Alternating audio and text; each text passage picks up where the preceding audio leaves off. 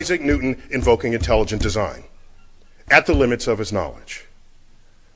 And I want to put on the table the fact that you have school systems wanting to put intelligent design into the classroom, but you also have the most brilliant people who ever walked this earth doing the same thing. And so it's a deeper challenge than simply educating the public. It's deeper than, as you know, by the books written by our scientific colleagues that do take these deeply resonant and charitable positions towards their religious beliefs. Maybe the real question here, let me back up for a moment. You know, we've all seen the data. 40%, there's 90 whatever percent of the West or the American public believes in a personal God that responds to their prayers. And then you ask, well, what is that percentage for scientists? Averaged over disciplines, it's about 40%. And then you say, how about the elite scientists, members of the National Academy of Sciences? An article on those data recently in Nature, it said 85% of the National Academy reject a personal God. And then they compare it to 90% of the public. You know, that's not the story there. They missed the story. What that article should have said is, how come this number isn't 0? That's the story. Okay? So my esteemed colleague here,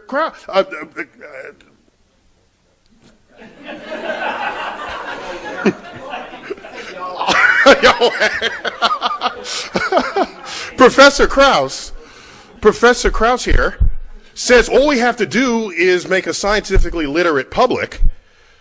Well, when you do, how can they do better than the scientists themselves in their percentages of who is religious and who isn't? That's kind of unrealistic, I think. So there's something else going on that nobody seems to be talking about. That as you become more scientific, yes, the religiosity drops off, but it asymptotes. It asymptotes not at 0. It asymptotes at some other level, so they should be the subject of everybody's investigation, not the public. I'm telling you. So it's not 85% reject, is that 15% of the most brilliant minds the nation has accepts it. And that's something that we can't just sweep under the rug. Otherwise, we're being disingenuous to the efforts here. And I know I'm standing between you and lunch here, so let me try to go quickly. If you don't think, I think Newton is one of the most brilliant, the most brilliant ever to sort of walk the earth. And I'm not alone in feeling this. This is his statue in Trinity Church in Cambridge, and he's through the open doorway there. And so you get close to the statue. He's without his curls here. I was deeply upset by that. I thought he was like really trendy with his long hair. But apparently that was probably just a wig at all times. You look at the base of the statue, loosely translated, of the genus of all who have ever been human, there is no greater intellect than this man. And so I'm not alone in this sentiment. And this man wrote those words. So, but let's move on, because there's more to talk about here. We don't have to stop at Newton. Let's go to Christian Huygens. All right? Brilliant scientist. I mean, he was great at chemistry, biology, physics, math, Dutch scientist. And he died the year that this work was published, one of my favorite works of science writing, and it's Cosmotheros, which is an exploration on the likelihood of there being life on the known planets, using the available knowledge of the day. So, for example, they knew that, by the way, Huygens was the first to identify Saturn's ring as a ring, if I got that right, Carolyn, is that correct? Oh, no, I thought he was the first to calculate that it would be a ring. He was then Huygens would be the first to observe it. Okay. We have Madam Saturn here in the room, in case you don't know. Okay. My colleague Carolyn Porco, who we'll be hearing from later, I've just been told. But anyhow, so Huygens, brilliant fellow, and one of the probes on the Cassini spacecraft was called Huygens, a European probe that descended to the surface of Titan. And so he's an important figure in the history of science. So what does he say in his writings? Well, you look at the year 1696, gravity was well known, laws of motion were well known, Newton was quite influential well before the turn of the century there. And so when he talks about the orbits of the planets, it's done. Talks about the moons of Jupiter, done. Talks about the new rings around Saturn, done. It's all fine. But when he talks about biology and life, something that's not well understood then or today, boom, there goes his references to God. But references to God were nowhere else in those writings. Nowhere else. He says, I suppose nobody would deny but that there's somewhat more of contrivance, somewhat more of miracle in the production and growth of plants and animals than in lifeless heaps of inanimate bodies. For the finger of God and the wisdom of divine providence is in them, much more clearly manifested than in the other. He doesn't say that about the orbits. We're done with the orbits, as Mike Shermer had noted. We're done. He's in a place where nobody really has the answer. So he invokes, this is intelligent design once again. Pure out, flat and simple. So, you know this story. I have to tell it because it's just great. All right? So Laplace, Pierre Simon de Laplace, at the end of the 18th century, wrote a 5-volume tome on celestial mechanics. A brilliant piece of work. It's there. It weighs a lot on the shelf.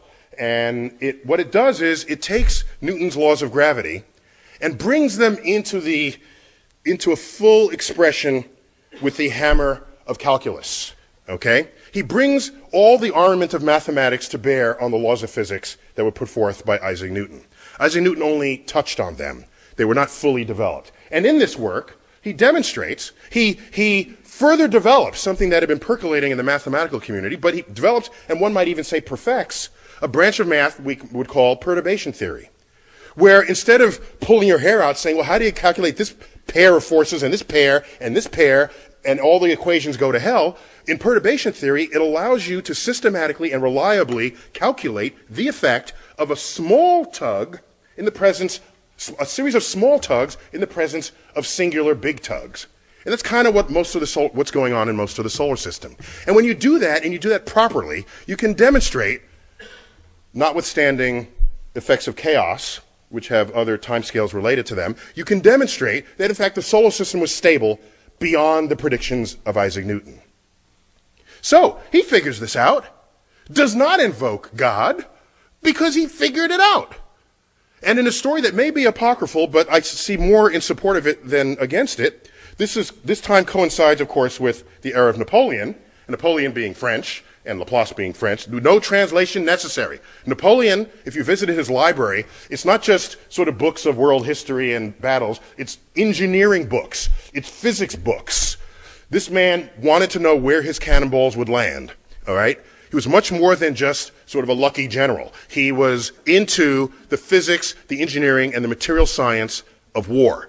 And so he immediately summoned up the 5-volume production of Laplace, read it through, cover to cover, called in Laplace, and said, sir, I have the exact quote here. Hang on. Napoleon asked him what role God played in the construction and regulation of the heavens. This is kind of like, that's what Newton would ask, right? Laplace replies, sir, I had no need for that hypothesis. And so what concerns me now is, even if you're as brilliant as Newton, you reach a point where you start basking in the majesty of God, and then your discovery stops. It just stops. You're kind of no good anymore for advancing that frontier, waiting for somebody else to come behind you who doesn't have God on the brain, and who says, that's a really cool problem, I want to solve it. They come in and solve it. But look at the time delay. This was a 100-year time delay. And the math that's in perturbation theory is like crumbs for Newton. He could have come up with that. The guy invented calculus just on a dare, practically. When someone asked him, Ike, how come planets orbit in ellipses and not some other shape? And he couldn't answer that. He goes home for 2 months, comes back, out comes integral differential calculus, because he needed that to answer that question. And so this is the kind of mind we were dealing with Newton. He could have gone there, but he didn't.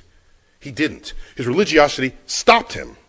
And so we're left with the realization, of course, that intelligent design, while real in the history of science, while real in the presence of sort of philosophical drivers, is nonetheless a philosophy of ignorance. And so, regardless of what our political agenda is, all you have to say is science is a philosophy of discovery, intelligent design is a philosophy of ignorance.